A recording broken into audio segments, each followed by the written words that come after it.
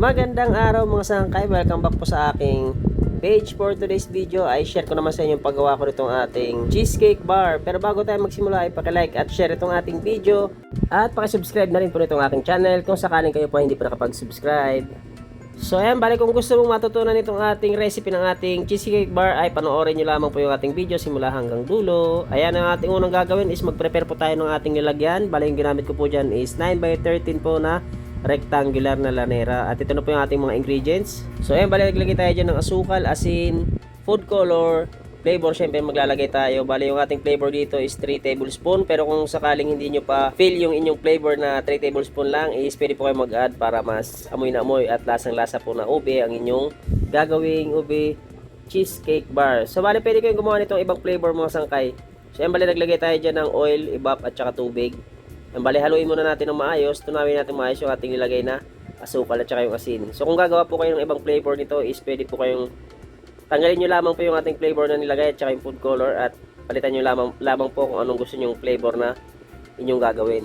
So bali yung gagawin natin dito is 1 kilo pong harina ang kailangan. Pero kung marami po ito para sa inyo at pang merienda lang inyong gagawin, eh, pwede nyo naman pong hatiin para makagawa po kayo ng kalahating kilo. So bali pag hinatin yung harina, dapat lahat po ng ingredients, ang mga sukat po isahatiin nyo rin po. Wag po kayong magmamadali para maiwasan nyo po yung pagkakamali kung sakaling kayo gagawa nitong ating recipe ng cheesecake bar. Double check nyo po yung mga ingredients at mga sukat na ingredients na bawat ilalagay ninyo. So ayun, bali pag natulo na natin ng maayos yung ating asukal at saka yung asin, ilagay na natin yung ating harina at maglagay na rin tayo ng ating konting yeast at baking powder. So ayun, bali dito sa part itong mga sangkay is i-mix na natin ng maayos. Ayun, bali kailangan bago nyo hinto sa ating pagmimix dito is dapat wala na po tayong buo-buo na harina bago natin ito ilagay or itigil sa ating paghahalo at saka natin ilalagay sa ating lanera na inihanda. So bali yung ating lanera mga sangkay, kung sakaling wala kayong available na rectangular, meron kayong ibang lanera or ibang shape na lanera available lang sa inyo, pwede nyo po yung paglagyan. So bali dito sa video na to is yung aking ginamit is rectangular lamang po na lanera. So bali sukat na nilagay ko ng tubig dito mga sangkay sa ating mixture is 1 kilo po lahat, pero hindi ko po nilagay na isang lagayan lang. Bali inuna ko po is 3/4 kilo at hinuli ko na yung 1/4 na tubig. So bali inuulit ko, bali ayusin nyo po maghahalo dito bago nyo ilagay sa inyong lanera. Yan, siguraduhin po na wala ng buo-buo na harina bago po natin ilagay or tigilan sa ating paghahalo. So yan, bali kung gagawin nyo po itong pang negosyo ay make sure po na makapag-costing kayo. Dahil kailangan nyo pong alamin kung magkano po yung inyong naging puhunan para alam nyo po kung magkano nyo ibibenta yung inyong produkto na gagawin or bago nyo ibenta itong ating cheesecake na ating ginagawa. So ayan, bali ito nga po yung ating natirang tubig, bali nilagay na natin.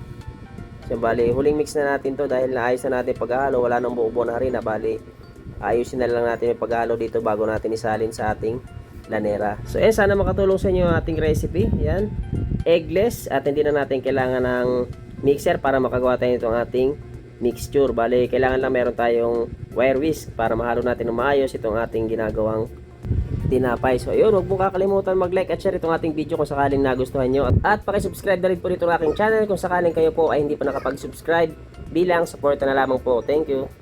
At kung sakaling nahalo mo na yung mixture mga sangkay, ay kunin mo na ang inyong lanera na hinanda. So yung bali ating lanera, kailangan natin pahiran niya ng shortening bago natin ilagay yung ating mixture. Ayan, ubusin nyo po yung mga sangkay sa ating 9x13 na lanera dahil saktong-sakto lamang po yung ating mixture. Kasi simutin nyo po, wag po kayo magtitira dahil sayang po, napakamahal ang ating mga ingredients ngayon. At kapag nailagay nyo na lahat ng inyong mixture ay medyo ibagsak-bagsak nyo lamang po yung ating lanera para po maiwasan natin yung butas-butas sa ilalim itong ating gagawing cheesecake bar. Ayan, salang po natin sa init na 180 degrees Celsius itong ating oven. At malakas po na po yung ating gagamitin. So ayan, after 28 minutes mga sangkay, 28 minutos ko lamang pong niluto. Ayan, naalisin na po natin at palalamigin muna natin bago tayo pumunta sa ating susunod na gagawin. At kapag atin na palamig itong ating tinapay, ayan, ang ating ube cheesecake bar. So ayan, bali ilipat na natin ang lalagyan. Ayan, dahil lalagyan na natin ng toppings itong ating tinapay. So ayan, bali lagyan natin, lilipat natin sa ibang tray. So ayan, bali magtitimpla na po tayo ng ating toppings. Para sa ating toppings is kailangan lang natin ng powder sugar.